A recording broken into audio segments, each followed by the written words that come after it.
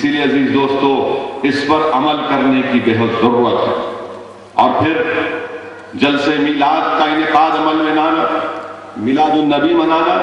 عزیزان ملت اسلامیہ، ابو القاسم سہیلی رحمۃ اللہ علیہ لکھتے ہیں، اپنے وقت کے بہت بڑے عالم دین، وہ لکھتے ہیں کہ شیطان ملعون ابلیس 4 مرتبہ چیخ مار کر رویا۔ ایک اس وقت جب اس کو ابلیس قرار دیا گیا، دوسرے جب اس کو اونچائی سے پستی کی طرف پھینکا گیا، تیسرے اس وقت جب رسول اللہ صلی اللہ علیہ وسلم کی ولادت باسعادت ہوئی، اور چوتھے اس وقت جب اللہ سبحانہ و تعالیٰ نے سورہ فاتحہ کو نازل کیا۔ عزیزان ملت اسلامیہ، در ثمین میں شاہ ولی اللہ محدث دہلوی رحمۃ اللہ علیہ اپنے والد حضرت شاہ عبد الرحیم ان کو منانے دیجئے، وہ آپ کو معلوم کہ انجام کیا ہونے والا ہے، ان کا انجام برا تھا، برا ہوگا، مگر ہرگز ہرگز ہرگز ہرگز ہم ان لوگوں کی طرح ان کی تقاریر یا ان کے طور طریقے کو نہیں اپنا سکتے۔ ہم آئینہ ہیں ساری دنیا کے لیے، لوگ ہم کو دیکھ کر کہیں کہ ہاں یہ رسول اللہ صلی اللہ علیہ وسلم کے غلاموں کا غلام ہے، لوگ ہم کو دیکھ کر کہیں کہ ہاں یہ وہ شخص ہے جو اللہ کی وحدانیت کا اقرار کرنے والا ہے، لوگ ہم کو دیکھ کر کہیں کہ ہاں یہ وہ شخص ہے جو اللہ کے رسول صلی اللہ علیہ وسلم کو اللہ کا آخری نبی مانتا ہے۔ اسی لیے عزیزان ملت ان طور طریقوں کو چھوڑنا پڑے گا۔ افسوس یہ ہے کہ ہم دن بدن ان تمام چیزوں میں اضافہ ہوتے جا رہا ہے۔ سوچو تھوڑی دیر کے لیے نوجوانوں، آج تم نوجوان ہو، کل تم ضعیف ہوگے، تمہارے انشاءاللہ بچے ہوں گے۔ آج اگر آج تم اس طرح کے مظاہرے کرو گے تو یہ زمانہ کہاں جا کر رکے گا؟ کیا کیا چیز خرافات اس میں پیدا ہو جائیں گے، اس میں کیسی کیسی غلطیاں پیدا ہو جائیں گی، تو کیا اس وقت ہم کیا دیں گے؟ کیا اس وقت ہم پریشانی کے مظاہرے کریں گے؟ آج روکو اس کو، یہ تمام چیزیں غلط ہیں نوجوانوں۔ کسی پر رنگ پھینکنا، یہ ڈی جے گانے لگا کر جلوس نکالنا میلاد النبی کا یہ غلط ہے۔ یہ میں نہیں کہہ رہا ہوں، جامع نظامیہ کے علماء کرام کا فتویٰ ہے۔ مجھے فکر ہے اس بات کی کہ اگر ہم اسی طرح بہتے جائیں گے، اسی طرح غلطیاں کرتے جائیں گے تو شیطان ہم کو کسی غلط راستے پر لے کر جائے گا۔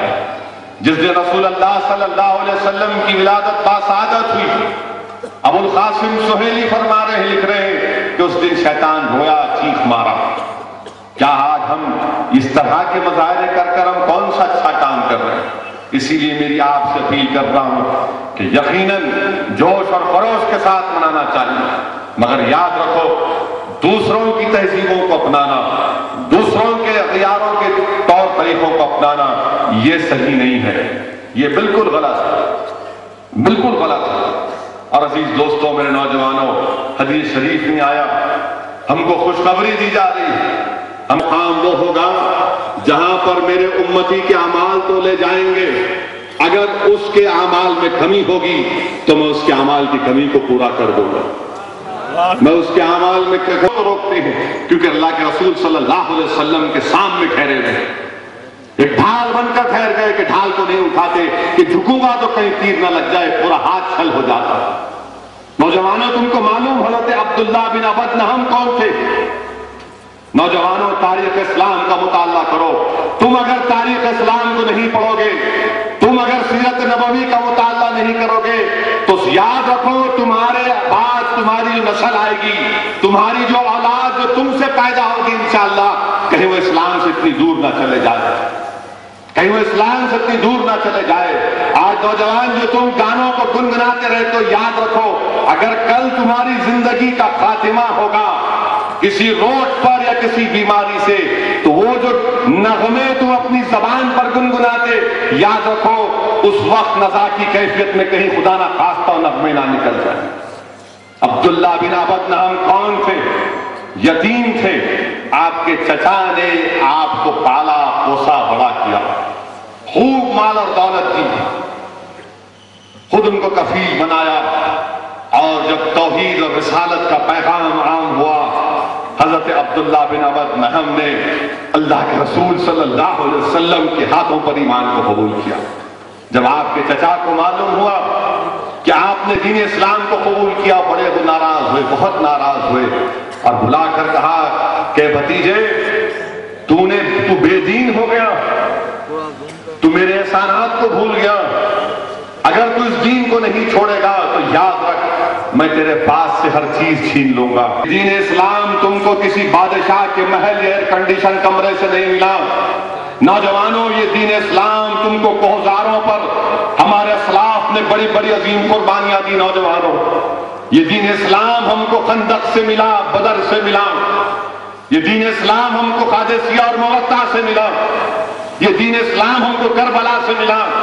اس دین کی بنیادوں میں اہل بیت کا خون، اس دین کی بنیادوں میں عباس علمبردار کا خون، اس دین کی بنیادوں میں فاروق اعظم کا خون، اس دین کی بنیادوں میں عثمان غنی ذوالنورین کا خون، اس دین کی بنیادوں میں شیر خدا حضرت علی کا خون، اس دین کی بنیادوں میں اہل بیت کا خون، اس دین کی بنیادوں میں اولیاء اللہ کا خون، تب جا کر ہم کو دین ملا۔ اور ہم سمجھ رہے کہ ہاں آسانی سے میں وہ مسلمان ہوں، نہیں، کیسے ہم کو ملا یہ دولت؟ مسلمان ہونا بہت بڑی دولت ہے، اس پر ناز کرو، اس پر فخر کرو، یہی ہمارا طر امتیاز ہے کہ ہم مسلمان ہیں۔ فخر سے کہو کہ ہاں میں مسلمان ہوں، مگر ہم نہیں کہہ سکتے، شرماتے ہیں کہ کہیں زمانہ ناراض نہ ہو جائے۔ ناراض کیوں ہوگے اگر تمہارا کردار اچھا ہوگا؟ تم اگر رسول اللہ صلی اللہ علیہ وسلم کے اگر ہم سچے اور پکے غلام ہوں گے تو یقیناً ہم کوئی شرمائیں گے نہیں اور فخر سے کہیں گے۔ عزیزان ملت اسلامیہ، واقعات بیان اس لیے کر رہا ہوں کہ نوجوانوں تم کو کچھ پیغام دے کر جاؤں۔ سیاسی تقاریر تو ہوتے رہیں گے، الیکشن آئیں گے چلے جائیں گے، مگر اگر نوجوان نسل رسول اللہ صلی اللہ علیہ وسلم کے عشق اور اس میں محبت کو چھوڑ دے گی تو نقصان سب کا ہوگا۔ نوجوانوں سنو، جب رسول اللہ صلی اللہ علیہ وسلم مدینہ شریف کو آئے تو طلحہ بن برہ ایک نوجوان تھے، رسول اللہ صلی اللہ علیہ وسلم کے پاس گئے، قدم بوسی کی اور عرض کیا یا رسول اللہ صلی اللہ علیہ وسلم آپ جو حکم فرمائیں گے وہ کروں گا۔ رسول اللہ صلی اللہ علیہ وسلم کے چہرے انور پر تبسم آتی ہے اور فرماتے اچھا جاؤ طلحہ اپنے والد کو قتل کرو۔ وہ فوراً اٹھتے ہیں، تلوار اٹھاتے ہیں، رحمت اللہ علیہ ارشاد فرماتے ہیں کہاں جا رہے ہو؟ حضرت طلحہ بن برہ کہتے ہیں یا رسول اللہ صلی اللہ علیہ وسلم میرے والد برہ بن عمر کا کام تمام کرنے جا رہا ہوں۔ اللہ کے رسول صلی اللہ علیہ وسلم فرماتے ہیں کہ بیٹھو، مجھے رحمت العالمین بنا کر بھیجا گیا، مجھے رحمت العالمین بنا کر بھیجا گیا۔ کہ نوجوانوں تم جانتے ہو حضرت ابو عبیدہ کون تھے؟ عشر مبشرہ حضرت ابو عبیدہ۔ پوری طرح وابستہ کرو، قرآن اور سنت پر سختی سے عمل کرو، شریعت کو اپنی زندگی پر نافذ کرو۔ یقیناً مشکل تھوڑے دن ہوگا، مگر ایک بار عادت پڑ گئی تو سب چیز ختم ہو جائے گی۔ آج نوجوانوں کو بڑا شوق ہے سیل فون استعمال کرنے کا، سیل فون سے فوٹوਆਂ لیتے ہیں، سیل فون سے ہر چیز آپ کر سکتے ہیں، مگر نوجوانوں تم کو سوچنے کے لیے ایک بات کہہ رہا ہوں، تمہارا سیل فون استعمال کب ہوتا؟ جب تم اس کو چارج کر سکتے، اس کی بیٹری چارج نہیں ہے تو سیل فون استعمال نہیں ہوتا۔ 1 گھنٹہ 1.5 گھنٹہ سیل فون چارج کرنا پڑتا، تو تم اپنے ایمان کو کیسا چارج کرو گے؟ تم اپنے ایمان کو کیسا چارج کرو گے؟ کوئی سم کارڈ ڈالنے سے تو ایمان چارج نہیں ہوتا نا۔ سیل فون میں سم کارڈ ڈالے تو سیل فون چلتا بھی، بیٹری چارج کرے تو چارج ہو گیا۔ ایمان کا کیا ہے؟ ایمان کیسا چارج کرو گے تم؟ تو نوجوانوں اگر ایمان کو چارج کرنا ہے تو پھر رسول اللہ صلی اللہ علیہ وسلم سے غلامی کرنا پڑے گا، رسول اللہ صلی اللہ علیہ وسلم سے عشق کرنا پڑے گا، محبت کرنا پڑے گا۔ جب تم یہ سب چیز کرو گے تو تمہارا جسم، تمہارا ہر چیز، تمہاری روح، ہر چیز چارج ہو جائے گی۔ یہاں پر چارج ہی نہیں کر رہے اور خالی پکار رہے، کیا مقابلہ کریں گے؟ کیسے مقابلہ کریں گے؟ اگر ہم کو اس ظالم نریندر مودی کو روکنا ہے تو یقیناً ہم کو رسول اللہ صلی اللہ علیہ وسلم کے غلام بن کر مقابلہ کرنا پڑے گا. ہمارے پاس کوئی طاقت نہیں ہے. کیا ہمارے پاس اتنی دولت ہے جو ان ظالموں کے پاس ہے؟ کیا ہمارے پاس اتنی طاقت ہے جو ان کے پاس ہے؟ عددی طاقت ان کے پاس ہے، دولت ان کے پاس ہے، اقتدار ان کے پاس ہے، پولیس ان کے پاس ہے، ہر چیز ان کے پاس ہے. تو ہمارے پاس کیا ہے؟ ہمارے پاس ایک ہی چیز ہے، ایمان. ہمارے پاس ایک ہی چیز ہے، ایمان. یہ ایسی چیز ہے نوجوانوں جس سے ہم ساری دنیا کا مقابلہ کر سکتے ہیں. جس کے پاس دولت ایمان ہے، جس کے پاس دولت یقین ہے، دنیا کی کوئی طاقت اس کو ختم نہیں کر سکتی. دنیا کی کوئی طاقت اس کو ختم نہیں کر سکتی. جس کے پاس رسول اللہ صلی اللہ علیہ وسلم کی محبت ہے، جس کے پاس حب مصطفیٰ اور عشق مجتبیٰ ہے، تو یاد رکھو ہم کو بتلایا گیا کہ میدان وفا میں امام حسین کو اگر صبر استقامت ملا تو رسول اللہ صلی اللہ علیہ وسلم سے محبت کی بنا پر ملا. خالد بن ولید کو اگر جنگ کے میدانوں میں دشمن اطراف میں گھیرا ہوا ہے، اگر صبر استقامت خالد بن ولید کو ملا تو رسول اللہ صلی اللہ علیہ وسلم سے اس پر محبت کی بنا پر ملا. اولیاء اللہ کی محفلوں میں بیٹھو، علماء کرام کی صحبت میں بیٹھو. یہ سنگ پریوار کے چڈی والوں کا سیاسی طور پر ان کو یہاں سے بھگانا ہے. اور کیسے ان کو بھگائیں گے؟ کیا پروگرام بنائیں گے؟ یقیناً ایک اسٹریٹجی بنانا پڑے گا، ایک پروگرام بنانا پڑے گا تاکہ سانپ بھی مر جائے اور لاٹھی بھی نہ ٹوٹے. اور دشمن کو شکست دینا. یہ بڑے خواب دیکھ رہے ہیں تلنگانہ بنے گا تو انہوں 70 MLA جیتتے. یہاں کا MLA بول رہا ہے کہ میں چیف منسٹر بنوں گا. انہوں چیف منسٹر بننے کا خواب، وہ موزی خواب دیکھ رہا وزیر اعظم بننے کا.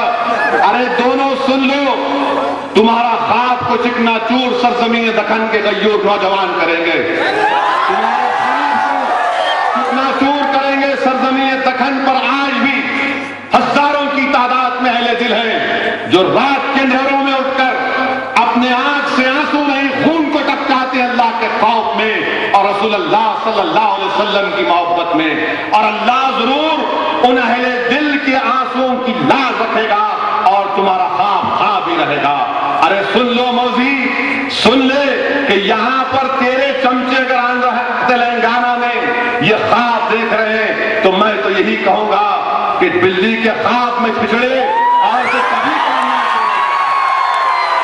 میرے عزیز دوستو، نعروں میں اپنے جذبات کو مت بہاؤ، نعروں میں اپنے جذبات کو مت بہنے دو، بلکہ ایک پروگرام کے تحت کام کرنا پڑے گا.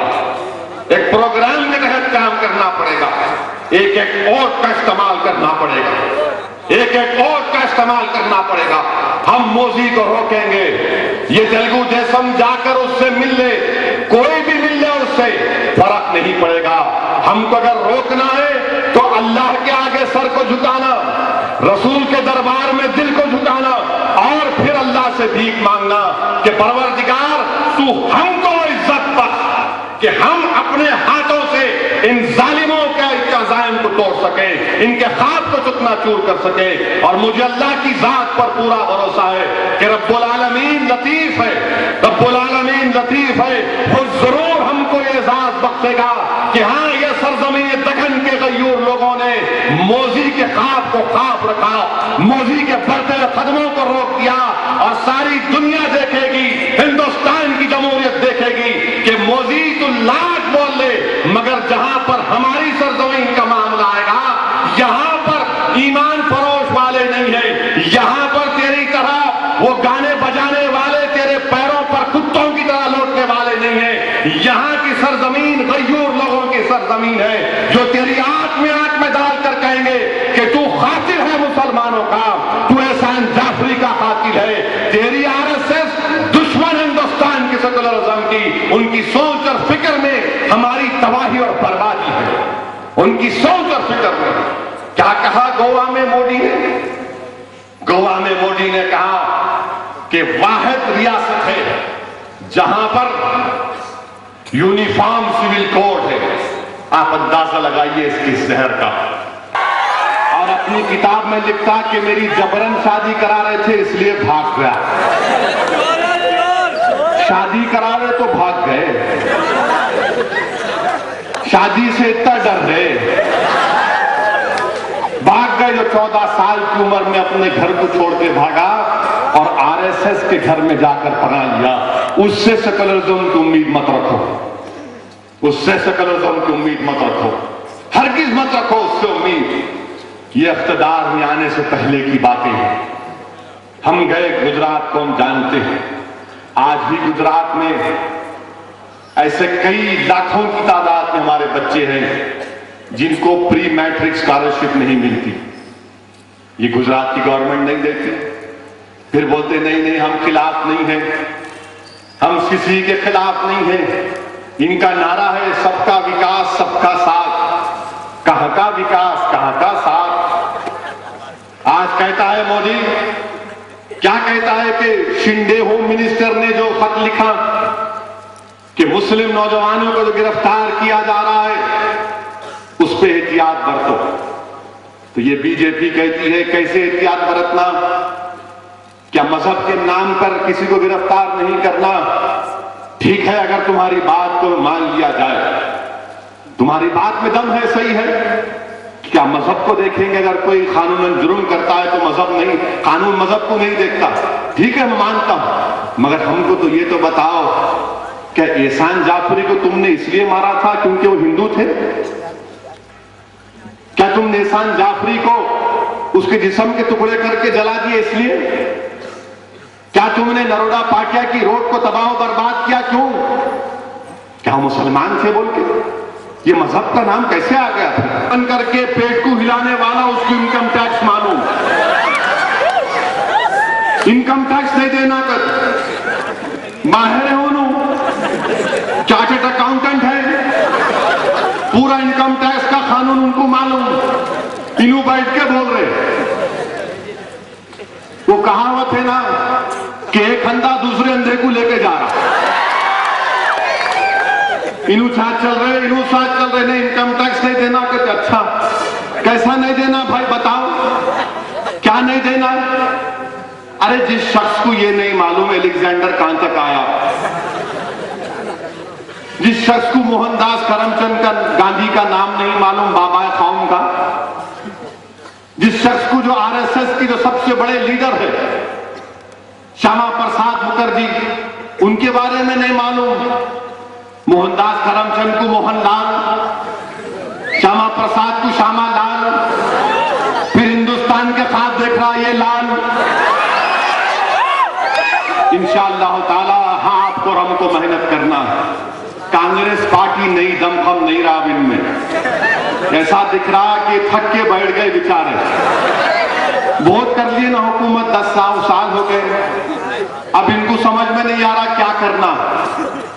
تلنگانہ کی بات مجلس اتحاد المسلمین نے صاف اور واضح الفاظ میں کہہ دیا. کیا کہا کہ ہم آندھرا توڑنے کے خلاف ہیں. اب آپ توڑ رہے تو ہماری پالیسی, ہم نے کہہ دیا کہ حیدرآباد پہ کوئی کمپرومائز نہیں. ہم نے کہا حیدرآباد پہ کوئی کمپرومائز نہیں کر سکتے.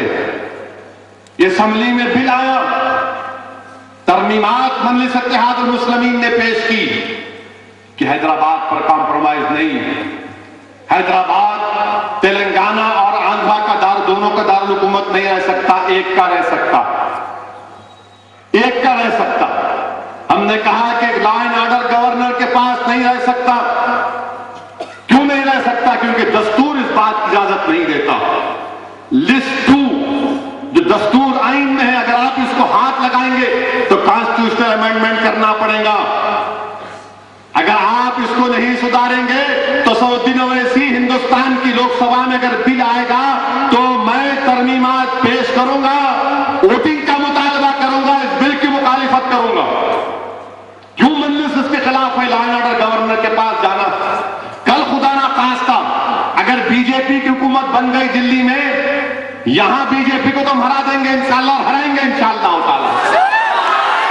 تو بی جے پی کیا کریں گی؟ بی جے پی سامنے سے مقابلہ نہیں کرتی، مردوں کی طرح پیچھے سے آتے، تو گورنر کو اپنے آدمی کو بٹھائیں گے اور پھر وہ امت شاہ کو ایڈوائزر بنائیں گے اور ہم پر وار کریں گے۔ سٹی کا پورا لا اینڈ آرڈر ان کے پاس، ایک تو غیر دستوری غیر قانونی، دوسرا ہم پر وار ہوگا پہلے۔ مگر یہاں پر مجلس کہہ رہی نہیں، ہائی کورٹ جو ہے الگ بناؤ۔ پانی کے اوپر بورڈ بنا رہے، کیا یہ تلنگانہ کے لوگوں کو معلوم کہ حیدرآباد کو 16 ٹی ایم سی پانی ملتا اور ہم کو خالی لکھا ہوا 3 ٹی ایم سی؟ جب مرکزی حکومت کا پانی پر قبضہ ہوگا، ہندوستان کا دستور یہ کہتا ہے کہ پانی ریاست کا معاملہ ہے، مرکز کا نہیں ہے، تو یہ لوگ راضی ہو گئے، مرکز اس پہ بورڈ بنائے گا اور مرکزی حکومت کا آدمی بورڈ کا چیئرمین بنے گا۔ ارے تم کو تلنگانہ حاصل کرنا ہے تو ایسا لگ رہا کہ نادیدے کو فقیر بھیک کی جلدی۔ لیڈر آ کے مل کے بولے ایک کے بعد ذرا میرے بارے میں بھی بول دو، میرے بارے میں بھی بول دو۔ بولا کتنے نام ہو گئے؟ بولتے آپ یہاں گن کے بولے 10 تو ہے یہاں پہ۔ بولا نہیں 11 ہے۔ بولے کیسا 11؟ بولا میرا نام بھی ہے اس میں۔ ارے کیا خواجہ کا لنگر بٹ رہا؟ کیا خواجہ کا لنگر بٹ رہا؟ بلا بلا کے کھلاتے، کھات لے، چاول لے، دال لے، کھا کے جا، پھلی ہے اس میں۔ ارے کیا قصہ کیا ہے ان لوگوں کو؟ کبھی تو پڑھو ذرا، کبھی تو انصاف کرو۔ ارے وہ 600 بچے مر گئے نا خودکشی کر کے، ان کی خودکشی رائے گا جانے دیں گے تم؟ تمہارے سیاسی عزائم کے لیے تم تباہ و برباد کر رہے ہو۔ جو تلنگانہ کا مطالبہ کر رہے، سن لو میری بات کو، دھوکہ دے رہے تم لوگوں کو یہ لوگ۔ تم مجلس کے اوپر الزام لگا رہے، مجلس کا یہ موقف ہے۔ ہم اس حال میں، اس بل اگر اس حال میں لایا جائے گا، ہم تائید نہیں کر سکتے۔ تم بنا لو، جو کرنا ہے کر لو، ہم تائید نہیں کر سکتے۔ اسمبلی میں اگر ریزولوشن لایا جائے گا، اس ریزولوشن کی مخالفت کریں گے۔ اگر اس حال میں بل رہے گا، اس حال میں اگر یہ بل رہے گا تو بتائیے آپ، ہماری نوکریاں یہاں کی نہیں، مرکزی حکومت یونین پبلک سروس کمیشن دیکھے گا۔ سادگی اپنانا، سیاست دانوں کو سادگی اپنانا ہے۔ ہمارے لوگ بھی بول رہے ہو بھائی پولیٹیشین کو سادگی اپنانا، سمپلسٹی اختیار کرنا۔ میرے سامنے بھی لوگ آ کے بولے دارالسلام کو آئے، ایسا ہے، ملا بیٹھو، ملا پوچھئے، بتائیے، فرمائیے۔ بولے صاحب یہ ایسا ہوا، ملا بہت اچھا ہے، یہ سادگی اختیار کرنا۔ ملا بالکل صحیح ہے، بالکل صحیح ہے۔ ملا آپ بولو کہ اب میں اور کیا کروں، میں تیار ہوں۔ ہندوستان میں کوئی سیاسی جماعت کا دفتر دارالسلام کی طرح نہیں ہے۔ ہندوستان میں کوئی سیاسی جماعت کا دفتر میں اگر آپ کو جانے کا ہے تو سیکیورٹی گارڈ وہ کیا کیا چیکنگ کرتے، بیگ کی چیکنگ کرتے، جھڑتی لیتے۔ یا دارالسلام میں ڈائریکٹ انٹر ہوتے آپ، کوئی روکنے والا نہیں ہے۔ چھوٹا کمرہ ہے، چھوٹا کمرہ ہے، اسی میں بیٹھ کے سب لوگ آتے۔ امبر پیٹ سے لوگ آتے، آ کے شکایت کرتے کہ کارپوریٹر صاحب کام نہیں کر رہے برابر، کام کرنا چاہیے، یا بولتے کام کرنا چاہیے، یا کام کیے یا نہیں کیے، سب کی شکایت ہوتی، مگر کسی کو کچھ بولتے۔ لوگ آ کے تعریف کرتے، تعریف کرے تو ہم بولتے اچھا کرے، غصہ بھی کرے تو ہم بولتے اچھا کرے۔ کسی کے پاس ایسا نظام نہیں ہے۔ سمپلسٹی، یہ تمام باتیں کرنے والوں، بتاؤ مجلس کا ایگزامپل دے رہا ہوں تم کو میں، کوئی آ کے بتاؤ کہیں پر ہے؟ کہیں نہیں بتا سکتے آپ۔ یہ مجلس اتحاد المسلمین کا دفتر کس نے قائم کیا؟ اس کو، اس سسٹم کو، اس نظام کو سلطان صلاح الدین اویسی نے بتایا۔ سالار نے بولا کہ نہیں یہیں بیٹھوں گا میں، اسی کرسی پہ بیٹھوں گا میں، کیونکہ جو لوگ آئیں گے دارالسلام کو وہ پریشانی اپنی لے کر آئیں گے تاکہ راز مجھ سے مل سکے، وہ ڈائریکٹ آ کر مجلس کے اراکین اسمبلی سے ملاقات کر سکے، وہ آ کر مجھ سے شکایت کریں، وہ آ کر مجھ سے لڑیں، مجھ سے بحث کریں۔ میں اگر غلطی کر رہا ہوں تو مجھے بتائیں کہ غلطی ہو رہی ہے، صحیح کرو اپنے آپ کو۔ یہ مجلس کا نظام ہے۔ دوسرے دفتروں میں جاؤ، آپ کو مل نہیں سکتے۔ یہ مجلس اتحاد المسلمین کی سوچ اور فکر۔ یقین کے طوفانوں میں چل رہا ہے سرکار کے صدقے میں۔ اس چراغ کو زندہ رکھو، اس چراغ کی روشنی کو اور اضافہ کرو، تاکہ ایسے چراغ ہندوستان کی ہر ریاست میں جلے، تاکہ اس چراغ کی روشنی ہمارے لیے کارآمد ثابت ہو اور دشمن کے گھر میں اندھیرا ہو۔ یہ ہم کو کام کرنا ہے۔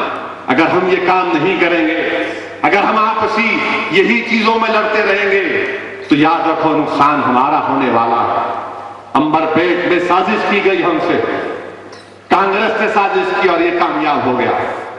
اب کے بعد اس کو ہرانا ہے انشاءاللہ، اس کو بھگانے کا ہے۔ اور مجھے پورا یقین ہے کہ ہمارے جو سیکولر ہندو بھائی ہیں، ہمارے بیکورڈ کلاس کے بھائی ہیں، ہمارے دلت بھائی ہیں، ہمارے عیسائی جو ہیں، دیکھیے عیسائیوں پر ظلم ہو رہا ہے۔ وقارآباد نے ایک عیسائی پادری کو مار دیا، یہ تیسرے عیسائی پادری کو جان سے مار دیے آر ایس ایس کے چڈی پہننے والے، تیسرے عیسائی کو ایک مہینے میں تیسرا قتل ہے ایک مہینے میں۔ بتائیے آپ، یہ ابھی آئے نہیں تو یہ اپنے عزائم کا اظہار کر رہے ہیں۔